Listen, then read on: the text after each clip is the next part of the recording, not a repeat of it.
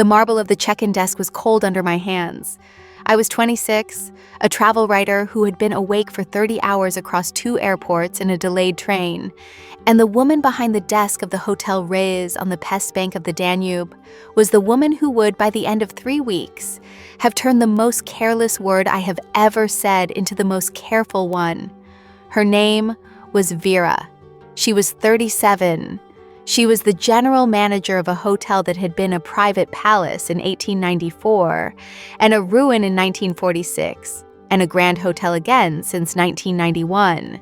And she had come out from the small office behind the desk at 11 at night to check me in herself because the night clerk had gone to deal with a flooded bathroom on the 4th floor. And she had looked at me across the cold marble with the particular steady attention of a person who reads a tired face the way other people read a clock. Welcome, everyone! Don't forget to subscribe to the channel. She asked me the last question of the check-in, the small administrative one, the one about whose name the reservation sat under. And I was so tired, and she was so exactly herself that I looked up into her gray-green eyes and I said the true answer to the wrong question. I said one word. I said it looking straight at her. I said mine. She did not laugh. She did not look away. She set the brass key to room 311 down on the marble between us, and she leaned across the desk, slowly, until her face was closer to mine than a hotel manager's face has any business being. And she said, in a low, even voice that did not announce itself, one word back. She said, again. I spent the next 3 weeks living inside those 2 words. If you want to hear uncensored, too hot for YouTube stories, check out my Patreon in the description. Tell us where you are watching from and subscribe. I want to back up first. My grandmother was a courier, not the modern kind. She carried documents and small sealed packages between the great hotels of Europe for a discreet firm that has not existed since 1981. In the years when the fastest way to move a private paper from Vienna to Budapest to Trieste was to hand it to a woman who knew the night porters by name and never opened her own case. She did this for 31 years. She slept in the small back rooms the hotels kept for staff, and for the people the hotels did not put in the register. And she learned the geography of a grand hotel the way other people learn the geography of their own house. Which stair was warm, which night clerk could be trusted, which manager turned the cup handle toward you, and which one did not. She died when I was 17. She left me her small leather notebook of the hotels, her habit of noticing the small thing, and a small brass pocket compass with a cracked crystal that she had carried in the inside pocket of her coat for 31 years, and that did not, by the time it reached me, point reliably to north. I have carried the compass in the inside pocket of my own coat since the funeral. I touch it without thinking. I'm about to tell you about the night the woman in the story took it out of my coat and held it up to the lamp, but I have to back up first, because the holding of it is not the part that mattered. I became a travel writer because my grandmother had made the inside of a grand hotel sound like the inside of a held breath, and because I had wanted, since I was 9 years old listening to her at her kitchen table, to be a person who could walk into a building full of strangers and find the one true thing the building was trying to say. I am good at it. In the careful, private way, I am good at the things I am good at. I write the kind of long hotel essay that nobody commissions anymore, about the grand hotels of Central Europe, the ones that have been a palace and a ruin and a barracks and a hotel again.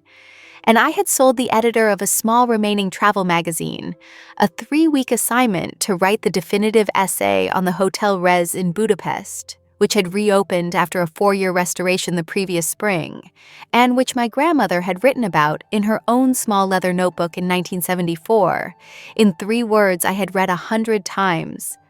Réz. Warm stare. Careful. I want to tell you why I took this particular assignment, because it was not only the money, which was small, and it was not only the building, though the building was the reason I gave the editor. I took the assignment because I had found my grandmother's small leather notebook again the previous winter, going through a box after my own mother died. And I had read the 3 words about the Réz, and I had felt the thing you feel when a dead person hands you a door. My mother had died in the February. She had been a careful woman too, a clerk in a registry office for 30 years, a woman who kept everything in order and asked for nothing, the middle ghost in a line of three. I had sat in her flat sorting her careful boxes, and I had found my grandmother's notebook with my mother's careful papers, and I had understood, sitting on my mother's floor, that I was the third woman in a line of women who noticed everything and kept everything and said nothing, and that the line ended with me one way or the other. Either I would be the fourth ghost or I would be the one who broke it, and there was no third option, and I did not yet know which I would be. I sold the editor the Hotel Réz essay 6 weeks after the funeral. I told her it was about a building. It was about whether I was going to be a ghost. I arrived in Budapest on a Tuesday in late September, after 30 hours of travel that should have been 11. There was a strike at one airport, and a canceled connection at another, and a train from Vienna that sat for 2 hours outside Győr for a reason nobody explained. And I came up out of the metro at Vörösmarty tér at 10:30 at night with my one bag and my grandmother's compass in my coat and my notebook in my hand, and I walked the last 6 minutes to the Hotel Réz along the dark river with the castle lit gold across the water, and I went up the 7 worn marble steps under the brass lamp, and I pushed the heavy brass-handled door, and I went in. The lobby of the Hotel Réz is the thing my grandmother had meant. It is a high, warm room with a floor of 3 colors of marble laid in 1894, and a wide curved staircase with a brass rail that has been polished by 130 years of hands, and a small fire in a marble grate even in September, and the particular smell of beeswax and old paper and cold roses that the great hotels have and the new ones cannot buy. The check-in desk is a long slab of dark red marble. Réz means brass in Hungarian, but the desk is the deep red of old blood and old wine. And behind it, at 10:30 at night, there was no one. I stood at the desk. I set my hands on the cold marble. I was so tired that the tiredness had become a kind of clarity, the thin, sharp clarity you get on the far side of exhaustion, where everything is very quiet and very exact and slightly unreal. I did not ring the small brass bell. I have a small policy, from my grandmother, that you do not ring the bell in a grand hotel at night until you have given the building 30 seconds to notice you on its own. I gave the building its 30 seconds. She came out of the small office behind the desk at the 31st second. I want to describe her properly, because the description matters later. She was tall, in the way that is mostly in how a person stands. She wore a charcoal wool suit with a thin charcoal tie and a white shirt, the staff dress of the Hotel Réz, but she wore it the way a person wears clothes they have chosen rather than been given, with the small precise adjustments, the cuff turned once, the collar sitting exactly, that tell you the person inside the uniform is paying attention. Her hair was dark, pulled back from her face and pinned at the nape with a small tortoiseshell comb. She had gray-green eyes that were not in a hurry. She wore an old steel watch on her left wrist, the band soft from years. She had a fountain pen clipped to the inside of her jacket, not the outside, because she was not a person who advertised the pen. And she had, on the smallest finger of her right hand, a thin silver ring with no stone, worn so long it had gone slightly oval to the shape of the finger. She came to the desk. She did not apologize for the wait, because the wait had been 31 seconds, and an apology would have been a small lie about its size. She said, in English, because she had read my face or my bag or my booking, in a low, even voice with the careful music a Hungarian speaker gives to English when they have decided to speak it well. Good evening. Welcome to the Réz. You have had a long day.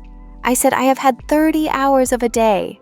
She said, then we will be quick, and the rest of the day can end. She checked me in with an economy of movement I have only otherwise seen in surgeons and in my grandmother. She did not look anything up twice. She found my booking, she confirmed the 3 weeks, she explained the breakfast room and the small library on the first floor, and the fact that the lift was original and slow, and that I might prefer the warm stair. And she said the phrase, the warm stair, without knowing that she had just said the second of the 3 words my grandmother had written about this building in 1974, and I did not tell her, because some things you keep. She took an actual brass key off an actual board of hooks behind the desk. The Hotel Réz had kept its brass keys through the restoration, she told me, because the previous manager had fought the owners about it and won.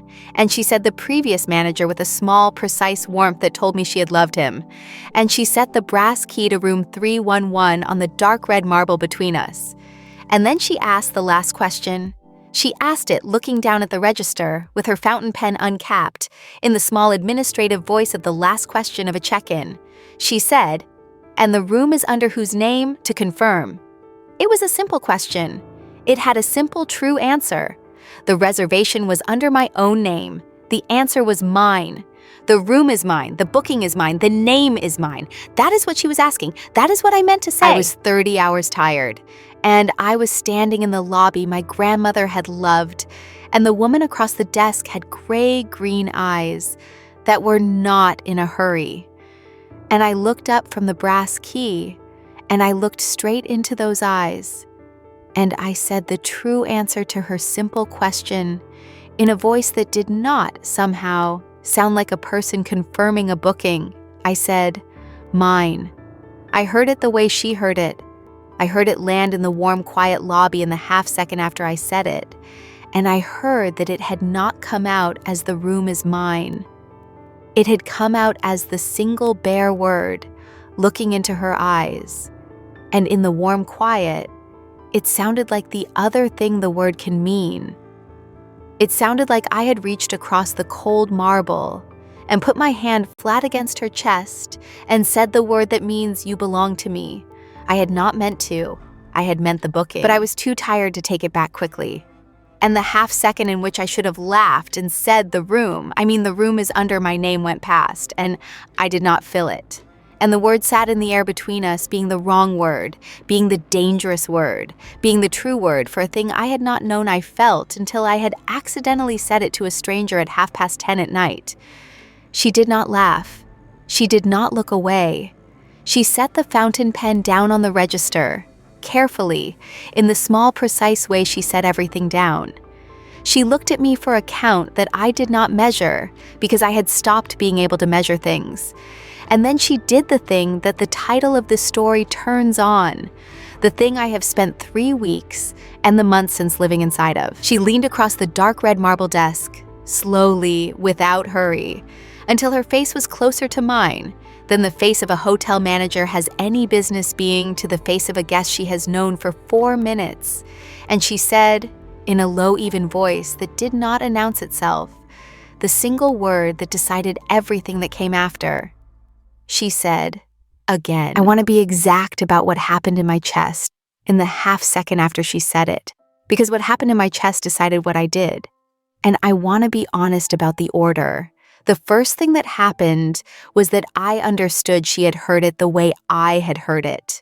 She had not pretended the word was "the room is mine." She had not done the kind thing, the smoothing over thing, the thing a careful hotel manager does for a tired guest who has said a strange word at the desk. She had heard the dangerous reading of the word, and instead of letting it go, she had leaned across the marble and asked me to say it again, which meant she had decided, in the same half-second I had, that we were not going to be people who pretended.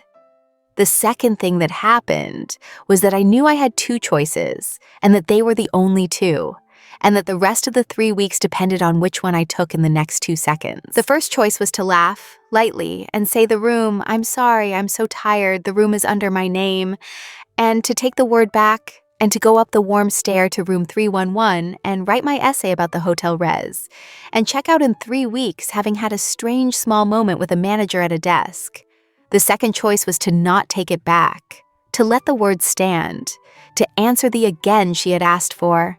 The third thing that happened was that I thought of my grandmother, which I had not expected. I thought of my grandmother carrying her sealed cases through the back rooms of these hotels for 31 years, knowing every warm stair and every careful manager, and never once, in all the small notebook entries I had read 100 times, writing down a single word about a person she had wanted. My grandmother had been a woman who noticed everything and kept everything, and said nothing. And she had died with a compass that no longer pointed north in the inside pocket of a coat that had been everywhere, And I had carried that compass for 9 years, thinking it was a thing about travel. And standing at the desk of the Hotel Réz at 10:30 at night, I understood for the first time that it might have been a thing about direction, about a person who had spent 31 years not letting herself point at the thing she wanted. The fourth thing that happened was that I decided I was not going to be the second courier in my family to keep the word in the case. I did not break the look. I set my own hand flat on the cold red marble, not reaching for her, just flat the way you set your hand down when you have decided to stay. And I said it again. I said it quietly in the warm, quiet lobby, looking into her gray-green eyes that were not in a hurry, in a voice that I made sure did not sound like a person confirming a booking. I said the word she had asked me to say again. I said, "Mine." She straightened up slowly from the marble. Something moved at the corner of her mouth. Not a smile. A millimeter. The small, precise tell I would spend 3 weeks learning to read. She picked up the brass key to room 311 from the marble, and she did not hand it to me across the desk the way she had set it down. She came around the end of the desk, in the warm lamplight, and she put the brass key into my hand, and she closed my fingers around it with her own hand for 1 count, and her hand was cool and dry and certain, and she said, in the low, even voice, in the careful music of her good English, "Room 311. The warm stair is faster than the lift. Breakfast until 10. And she paused, and the millimeter at the corner of her mouth held. "We will talk tomorrow about what you just said twice." "Good night." I said good night. I went up the warm stair. I did not look back.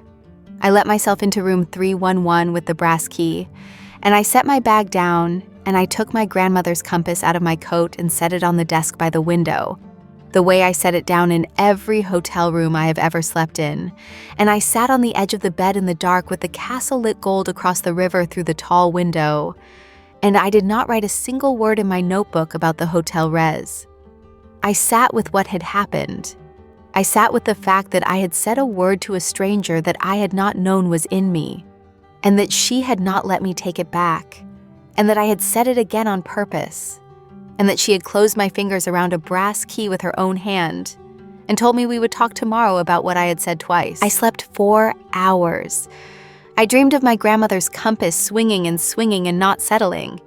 I woke at 6 with the river going gray to gold outside the tall window, and I lay there, and I made one decision, which was that whatever Vera meant by "we will talk tomorrow," I was going to meet it honestly, because I had not come all this way and stayed awake for 30 hours and said the word twice in order to be a coward at breakfast. I want to tell you about the breakfast, because the breakfast set the shape of the 3 weeks.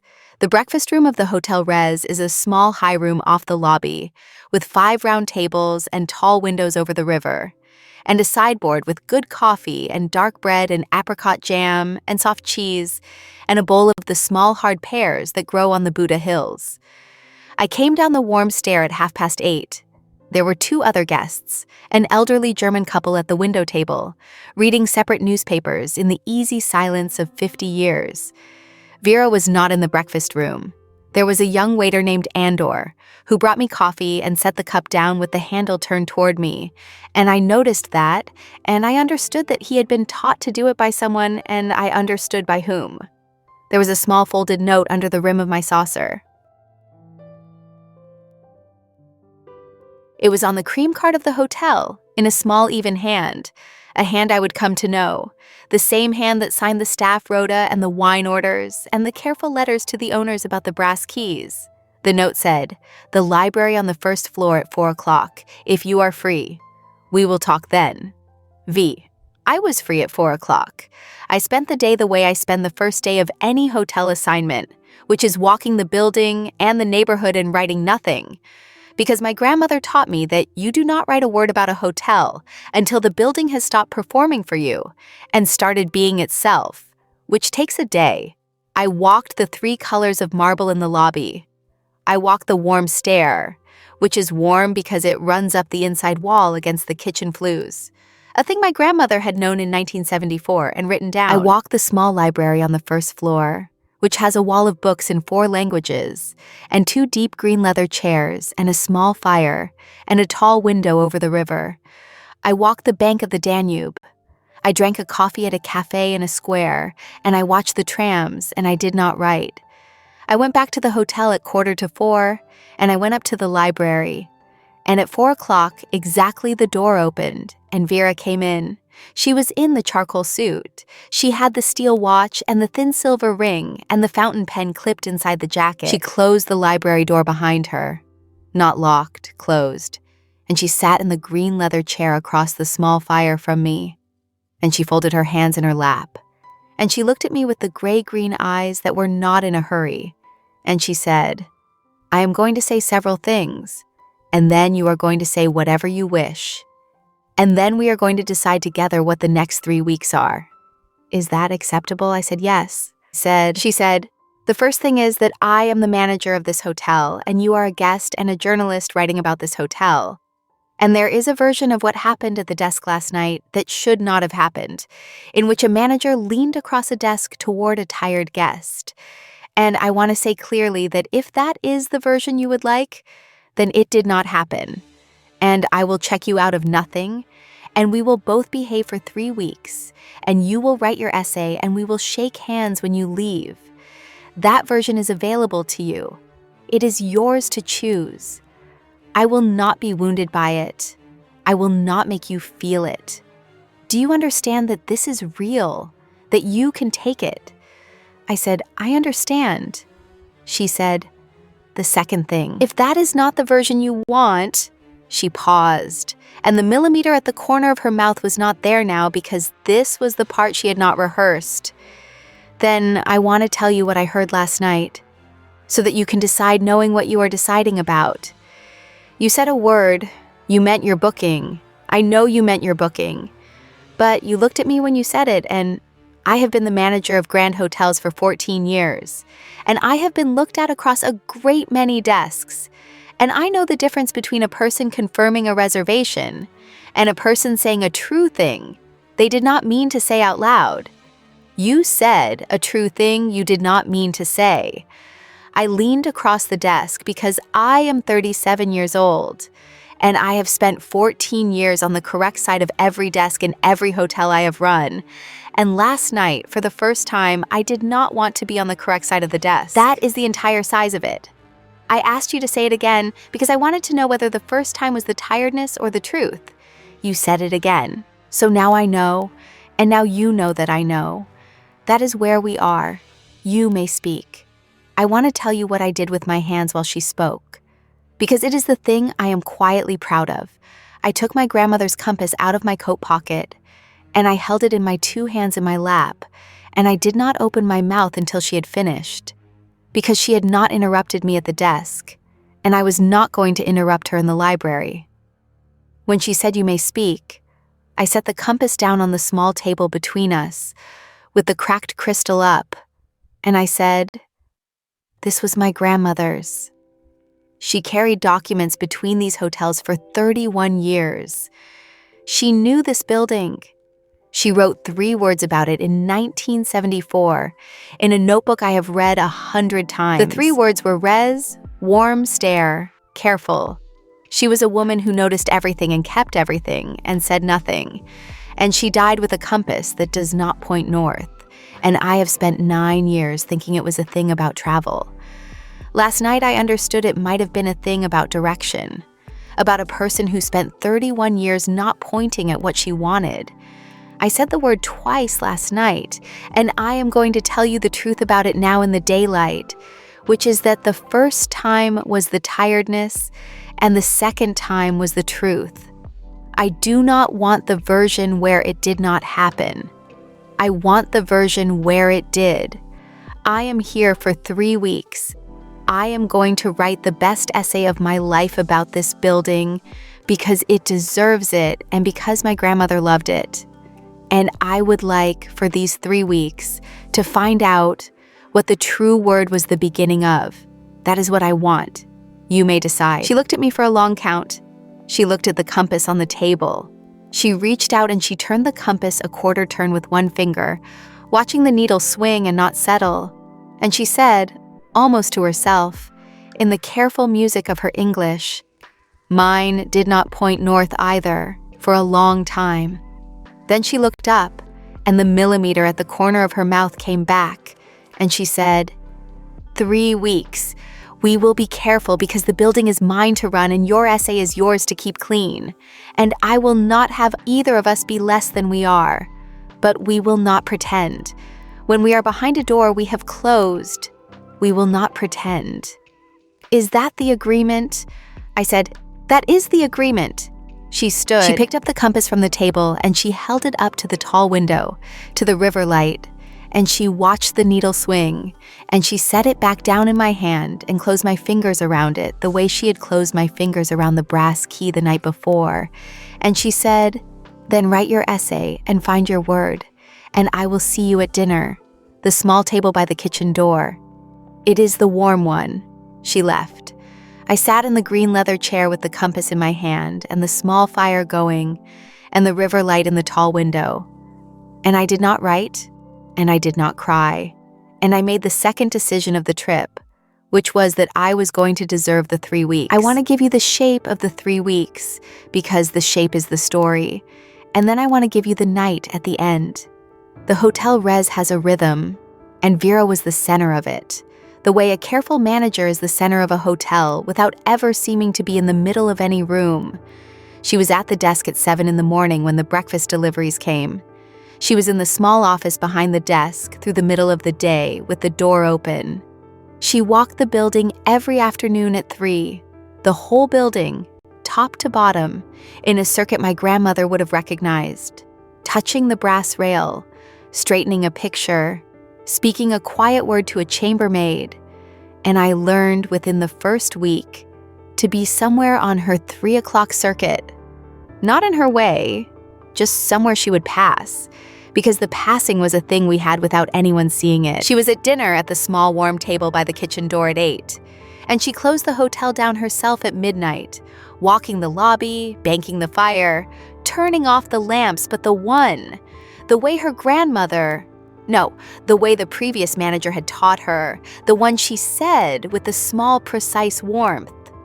I wrote the essay in the small library on the first floor every morning from 9 to 1, and it was the best thing I had written because the building had stopped performing for me and started being itself, and because I was happy in the particular quiet way that makes the writing come. And I will tell you that I have published the essay since, and that it won a small prize that travel essays do not usually win, and that the editor wrote to me to ask what had happened to my writing in Budapest, and I did not tell her. And in the closed rooms, we did not pretend. I am not going to give you the closed rooms in detail, because the closed rooms are ours, and because this is the part of the story that lives on my Patreon and not here, and because the only true thing I can tell you about them is that Vera was, behind a closed door, exactly the person she was in the lobby, careful, precise, unhurried, attending completely to the thing in front of her, and that the carefulness, which was a kind of severity in the lobby, was, behind a closed door, a kind of devotion, and that I had never in my life been attended to that way, and that I understood, the first time, why she had spent 14 years on the correct side of the desk. Because a person who attends to things the way Vera attends to things has to be careful where she points it. The first closed door was on the 3rd night. I want to tell you how it happened, because it was not how the title of this story makes it sound, and because the how is the part that mattered to me. She did not come to room 311. She sent Andor at 11:30 with a small note under a saucer the way she sent everything. And the note said only, "The library, if you are still awake." I went down the warm stair in the dark hotel, past the banked fire in the lobby, to the small library on the first floor, and the door was ajar, and the one lamp was on, and Vera was in the green leather chair with 2 glasses and a bottle of Tokaji, the color of the river at 6 in the morning, and she had taken off her suit jacket, which I had not seen her do in the building, And she was in the white shirt with the cuffs turned once, and the fountain pen was on the table beside the glasses, out of the jacket, out where I could see it, because she had taken the jacket off and the pen had come with it. And I understood that she had not done it on purpose, and that she had not undone it either, that she had decided to let me see the pen. We did not touch for the first hour. We sat in the 2 green chairs by the small fire, and she told me about Tamas, and I told her about my grandmother. And the bottle of tokaji went down by a third, and at 12:30 she set her glass down with the small precision she set everything down, and she turned the stem toward me, and she said, "I have not closed a door behind myself with another person inside it in 4 years. I am telling you so that you know that when I close this door, it is not a small thing I am doing." And I said, "Then close it." And she got up, and she closed the library door, and she turned the small brass key in the lock. And that is all I am going to tell you about the third night, except that when she crossed the small room to the green chair where I was sitting, she crossed it with the same unhurried economy she crossed the lobby with, and that the carefulness did not stop at the closed door, it only changed its name. I want to tell you about Tamas, because Vera told me about Tamas on the third night, and on 5 nights after, and because Tamas is the reason Vera was a ghost, and because the unmaking of the ghost is the actual story under the story of the word, at the desk. Tamas had been the manager of the Hotel Réz from the reopening in 1991 until his death 4 years before I arrived. He had found Vera at 23, a front desk clerk at a lesser hotel in the 8th district, who turned the cup handle toward the guest without being taught, and he had brought her to the Réz and taught her everything he knew about how a grand hotel is the one place left in the modern world where a stranger can be cared for completely by other strangers, which he believed was a kind of holy work, and which Vera believed too, because she had learned it from him. He had fought the owners for the brass keys. He had taught Andor's father, who had been the night clerk before Andor, to turn the cup handle. He had been, Vera said, the only person in her adult life who had attended to her, the way she attended to the hotel. And he had done it without ever once crossing a line, because he was 70 and married, and her teacher and her father in every way but blood. And when he died, at his own desk, in the small office behind the red marble, at 6 in the morning before the breakfast deliveries, he had left her the hotel to run, and a single letter, which she showed me on the 9th night, that said in his careful Hungarian hand, "Vera, you run the hotel perfectly. Now learn to live in it. Do not be the manager who turns the cup for everyone and dies of thirst. That is the last thing I can teach you, and the only thing you will not let me teach you while I am alive." She had run the hotel perfectly for 4 years and lived in it like a ghost, exactly as he had warned her she would. And she had read the letter, she told me, on the 1st of every month and not understood it, until a tired journalist said a foolish word at the desk, and she found herself leaning across the marble before she had decided to.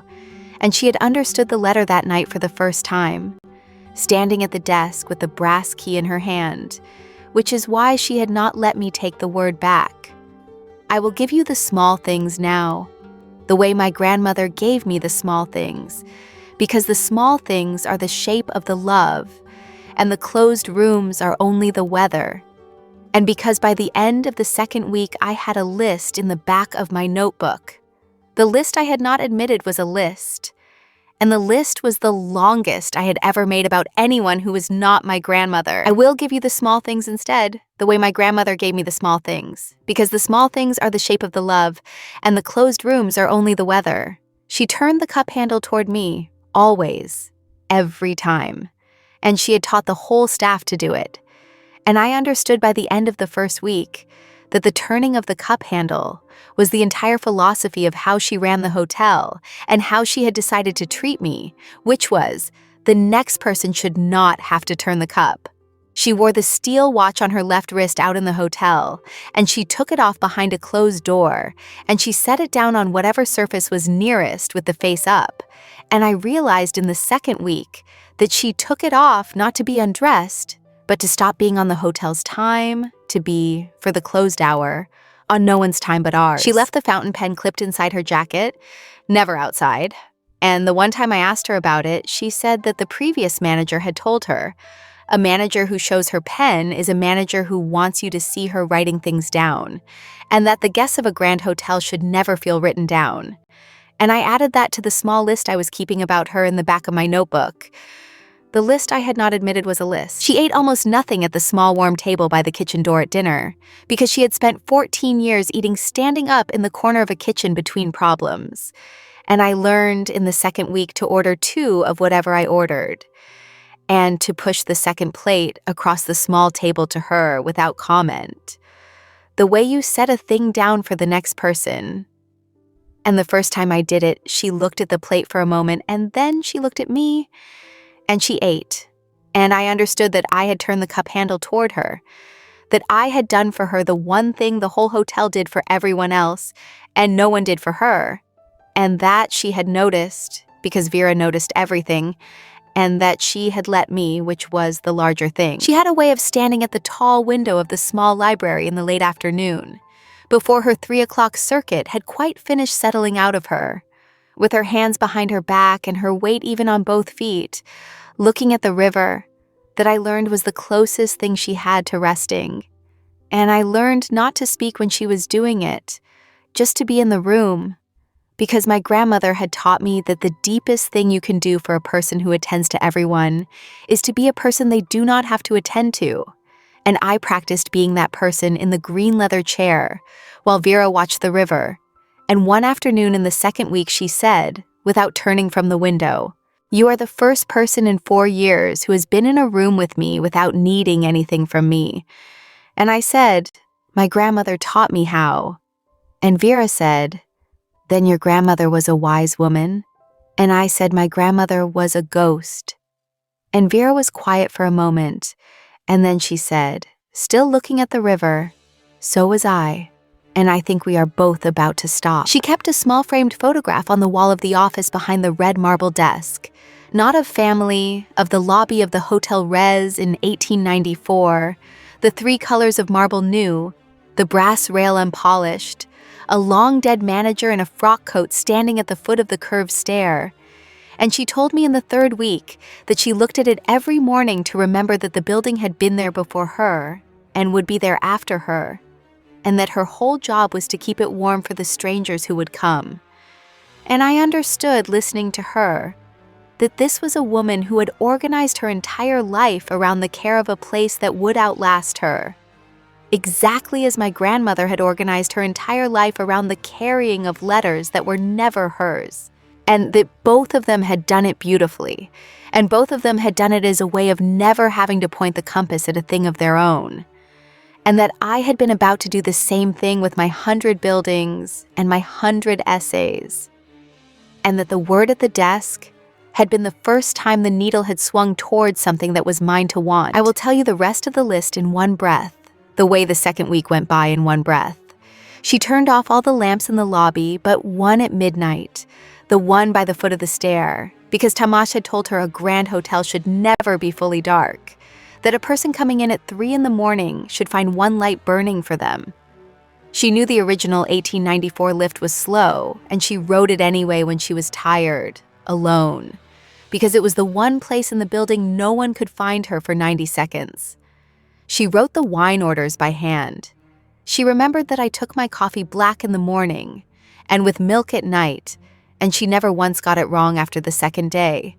She had a scar on the back of her left hand from a kitchen door in a hotel in Vienna when she was 24 that she touched without thinking when she was deciding something hard, the way I touched the compass. She closed her eyes for exactly 3 seconds before she pushed open the door to a room with a difficult guest in it, gathering herself, and I only ever saw her do it because I was watching her the way she watched everyone else. And she said my name, when we were behind a closed door, the way no one had said my name in my whole life, which was as though the name were a small, valuable object she had been handed to keep, and was keeping.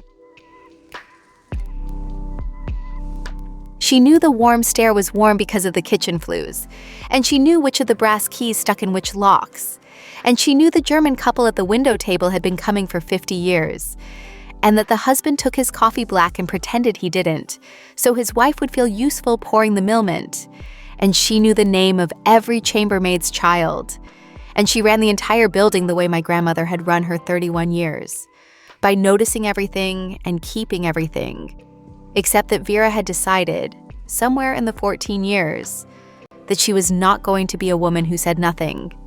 And the proof of the decision was that she had leaned across the desk. I want to tell you about the night Vera showed me the staff rooms, because it is the night the two threads of this story, the woman at the desk and the woman with the compass, became one thread. And because it is the night I stopped being able to pretend I was only writing an essay.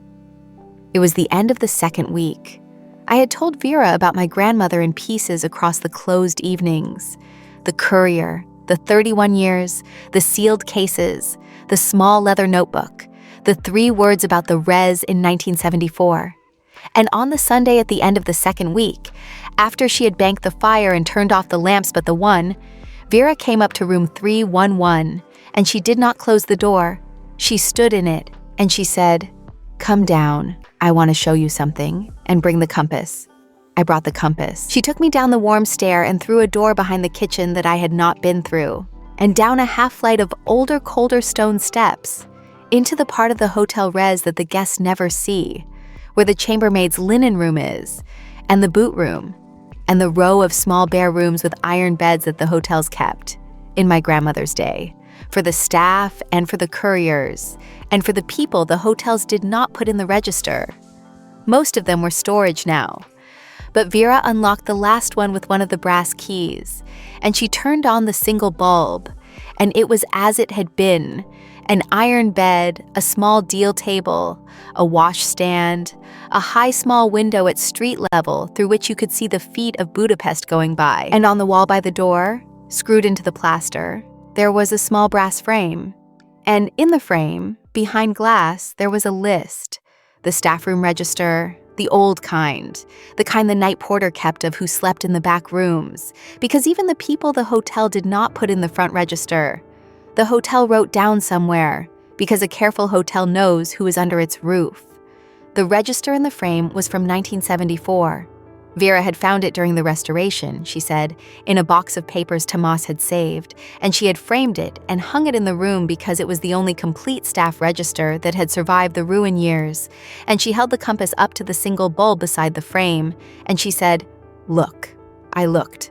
The register was in 3 columns, the date, the name, the firm, or the reason, and 11 lines down, in a night porter's pencil from 50 years before, on a date in October 1974, there was a line that said, "A name that was my grandmother's maiden name, that I had only ever seen on one document in my life," and beside it, in the firm column, the name of the discreet courier firm that has not existed since 1981, and beside that, in the night porter's own hand, 3 words that were not administrative, that the night porter had added because even night porters notice the small thing. Brass compass. Careful. The same word.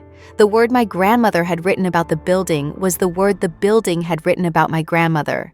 She had slept in this room. She had sat at this deal table. She had looked at the feet of Budapest going by through this high, small window. She had been careful here, in 1974, with her sealed cases and her compass that did not point north, 11 years before I was born, and Vera had framed the proof of it on the wall, without knowing whose name was 11 lines down, and had brought me to it on a Sunday night, and held my grandmother's compass up beside it. And I sat down on the iron bed in the cold staff room, under the single bulb, and I cried finally, the way I had not let myself cry at the desk or in the library. And Vera sat down beside me on the iron bed, and she did not say anything. She just set her hand at the back of my neck, the way you steady a thing, and she let me.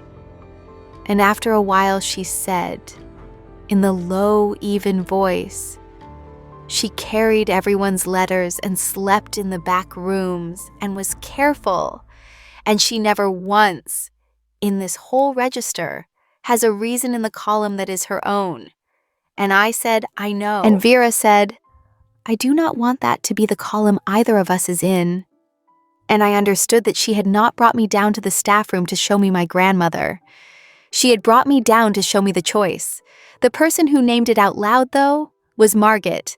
Margaret is the head housekeeper of the Hotel Réz. She is 63. She has worked in the building since it reopened in 1991, and in 2 other grand hotels before that. And she had, it turned out, known my grandmother, had been a 16-year-old chambermaid in a hotel in Vienna, where my grandmother had stayed in the staff rooms in the winter of 1979, and had remembered the courier with the brass compass who tipped the chambermaids out of her own thin envelope when the firm did not, and who had told a frightened 16-year-old Margaret on a cold morning in Vienna that the secret of the work was to notice everything and carry it lightly. Margaret had wept quietly in the linen room when I showed her the compass in the second week and told her whose it had been, and she had held it in her 2 hands for a long time. And she had said only, I have been waiting 50 years to give this back to her, and now I will give it to her granddaughter instead, by helping you not become her. I had not understood that day what Margaret meant. I understood it on the Thursday afternoon of the 3rd week, when Margaret found me on the warm stair, and she set down her stack of linen, and she said, in the careful, slow English she had decided to use with me, I have worked for Vera for 6 years. Before her, I worked for the old manager Thomas, who taught her, who is dead now 4 years, who she loved like a father, and who told her on the day he died that she ran the hotel perfectly and lived in it like a ghost. I have watched her run this building like a ghost for 4 years. She is at every table and in no room. She turns the cup for everyone and lets no one turn the cup for her. 6 years I have watched her be the most careful woman in Budapest. And then 3 weeks ago, a tired journalist said a foolish word at the desk, and Vera leaned across the marble. And I have watched her, for 3 weeks, stop being a ghost. I am not telling you to do anything. I knew your grandmother. She was a ghost, too. She carried everyone's letters and never wrote her own. I am telling you only this. You are leaving on Sunday. The essay is finished. I have seen it on the library table. And Vera is going to let you leave on Sunday and turn the cup handle toward the door for you and go back to being a ghost, unless you do the thing your grandmother never did. That is all. I have linen to fold. She picked up her linen. She went up the warm stair. I stood on the warm stair with my hand on the brass rail, and I understood that the crisis of the story had just been named for me by a 63-year-old housekeeper who had known my grandmother in Vienna in 1979. And that I had 3 days. I want to tell you about the third thing, the crisis, because it was real and it was small, and it was the kind of crisis that the careful people in my family have always lost too. On the Friday, 2 days before I was to leave, the letter came. Not a letter, an email, but it functioned as the letter functions in every story like this one. It was from the editor of a much larger magazine than the one that had sent me, a real magazine, the kind I had wanted to write for since I was 19, and it offered me a staff position in their travel section, based in London, starting in 3 weeks, the job I had been trying to be offered for 7 years. It was the noble exit dressed as the dream. It was the reason that the careful version of me could say to the careful version of Vera, I have to go. This is my career. This is the thing I have wanted since I was 19. We had 3 beautiful weeks. Let's not make it more than it was. It was the exit my grandmother would have taken. It was the exit that lets you keep the love as a thing that happened, instead of risking it as a thing that continues. I read the email at the small library table on the Friday morning with the river light in the tall window, and I felt the whole machinery of my family's carefulness turn over inside me. The machinery that had carried my grandmother's cases for 31 years and never opened one. And I understood that I was being offered the chance to be a ghost with a very good job. I want to be honest about how close I came. I sat at the small library table with the laptop closed for an hour, and I did the arithmetic of the careful version of my life. The London job was the thing I had wanted since I was 19. It was salaried, and it was permanent, and it was the masthead I had cut out and pinned over my desk at 21. 3 weeks with a hotel manager in Budapest was 3 weeks. Every reasonable person I had ever known would have told me to take the job, that you do not turn down the career of your life for a thing that is 3 weeks old, that the 3 weeks would not survive being asked to become a life, that I barely knew her, that I had said a word at a desk, while delirious with exhaustion and built a cathedral on it. And all of that arithmetic was correct, and I knew it was correct. And I also knew, with the thin, sharp clarity I had arrived with at 10:30 on the first night, that the arithmetic was the exact arithmetic my grandmother had done for 31 years. The reasonable arithmetic, the careful arithmetic, the arithmetic that ends with the word back in the case and the case carried to the door. And that the answer the arithmetic gave was the answer a ghost gives. I had spent my whole life respecting that arithmetic. I had built a career on the carefulness it taught me. And I understood, at the library table on the Friday, that the arithmetic had never once, in 2 generations, been wrong about the small thing and right about the large one. I did not answer the email on Friday. I closed the laptop. I went and found Vera on her 3 o'clock circuit on the second-floor landing, where she was straightening the picture of the hotel as it had looked in 1894, and I did not say anything about the email, because I had decided I was not going to make the decision out of the panic of the letter. I just walked the rest of the circuit with her, the way I had walked it a dozen times in 3 weeks, not in her way, just beside her, touching the brass rail where she touched it. And at the bottom of the warm stair she stopped, and she looked at me, and she read my face the way she had read it across the desk on the first night, and she said quietly, "Something came today." I said, "Yes." She said, "You do not have to tell me what." I said, "A job, in London, the one I have wanted since I was 19. She did not flinch. She was a woman who had spent 14 years not flinching at the desk. She said in the low, even voice after a moment, "Then you should take it. It is the thing you have wanted since you were 19. I am not going to be the thing that stands between you and the thing you have wanted since you were 19. I have run this hotel for 6 years, and I will run it for 6 more. And I am not a thing a person should give up London for after 3 weeks. Take the job, write the magazine. We will have had 3 weeks that I am going to keep for the rest of my life, and that is not a small thing. That is a very large thing, and I am not going to make it ugly by asking you to make it bigger than a person can ask a person to make it after 3 weeks." She said it the way she said everything, evenly, with no waste, attending completely to my good. And I understood, listening to her, that she was doing the exact thing my grandmother had done for 31 years. She was carrying my case to the door for me. She was turning the cup handle toward London. She was being so careful with me that she was about to let me leave, and she was going to do it as an act of love.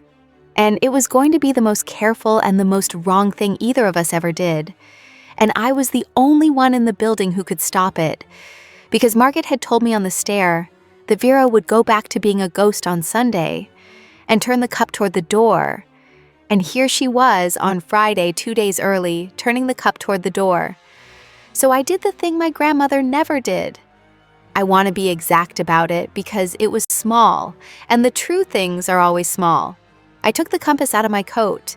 I held it out to her on my open palm, the cracked crystal up, the needle swinging the way it always swung, never settling. And I said, "This doesn't point north. It hasn't pointed north since before she gave it to me. I thought for 9 years that it was broken. I think now that it isn't broken. I think it points at whatever you're carrying." My grandmother carried other people's letters for 31 years and never wrote her own. And the compass spent 31 years pointing at all the things she was carrying for everyone else. And it never once got to point at a thing that was hers. I have carried it for 9 years, and I have done the same thing. I have walked into 100 buildings and found the one true thing each of them was trying to say. And I have never once said my own. 3 weeks ago, I said one word at your desk by accident, and you would not let me take it back. And it was the first true thing I have ever said out loud in my whole careful life. I'm not going to take the London job. Not because the job isn't the thing I wanted since I was 19, because I was a different person when I was 19. I was a person who thought the thing she wanted was a magazine. I am 26 now, and I have found out at your desk that the thing I want is to be a person who says the word instead of carrying it to the door. You are about to carry my case to the door for me because you love me and it is the most careful thing, and I am asking you to put the case down. Put the case down, Vera. I am not a guest. I am not leaving on Sunday. I said it twice on the first night, and I'm going to say it as many times as it takes for you to stop turning the cup toward the door. I closed her fingers around the compass with my own hand, the way she had closed my fingers around the brass key on the first night. And I held them closed, and I said it again. I said, mine. She looked at me for a long count. The river light was in the tall window.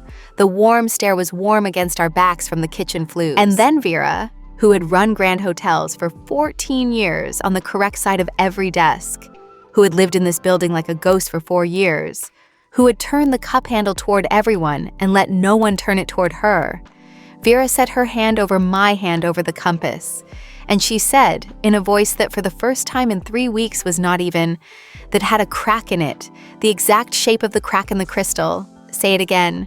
I said it again. She said again. I said it again. And on the third again, she stopped asking. And she put her free hand at the side of my jaw, the way she had not let herself do behind any closed door, here, in the open, on the warm stair, where Andor could have come down with the breakfast linens and the German couple could have passed on their way to the river.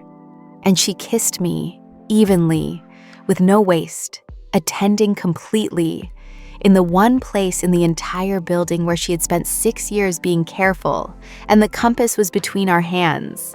And it was not pointing north.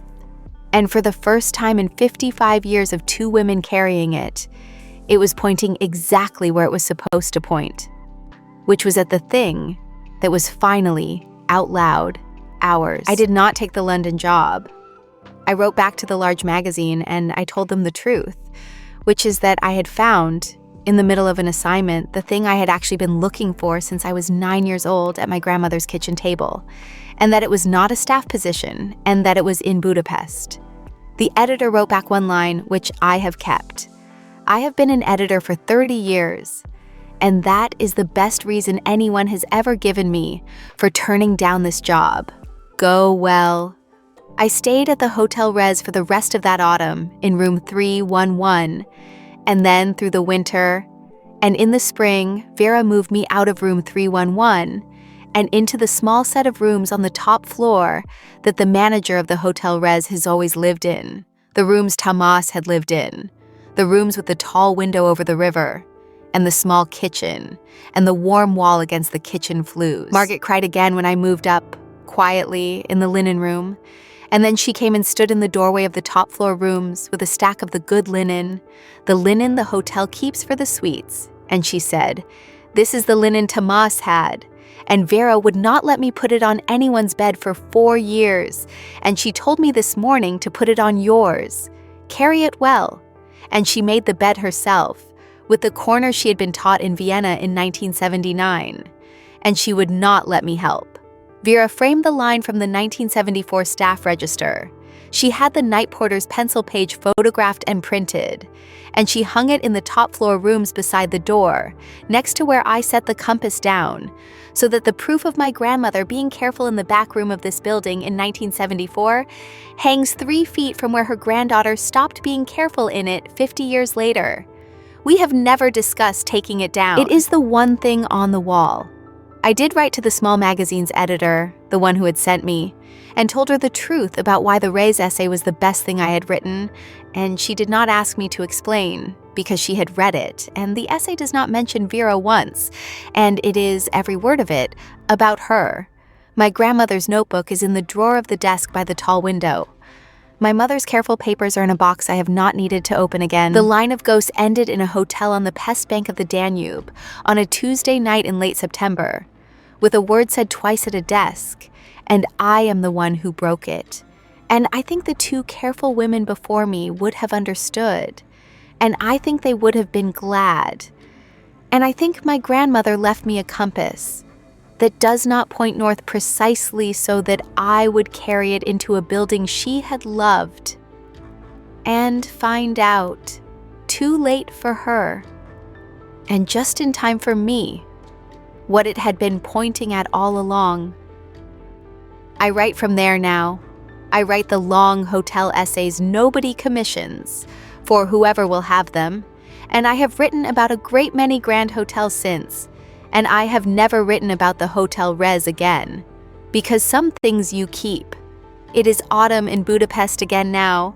The river is going gray to gold outside the tall window. My grandmother's compass is on the desk where I set it down every night, the cracked crystal up, the needle never settling, pointing, I have decided, at whatever this room is carrying, which is no longer a thing anyone is carrying to a door. Vera comes up the warm stair at midnight, after she has banked the fire and turned off the lamps but the one. She does not knock. She has a small policy, she says, that she does not knock on the door of the room she lives in. She comes in. She takes the steel watch off her left wrist and sets it face up on the table by the door to be off the hotel's time. She crosses the room to where I am at the desk. She sets her hand at the side of my jaw. She says in the low, even voice, the careful music of her good English, again, and I say it.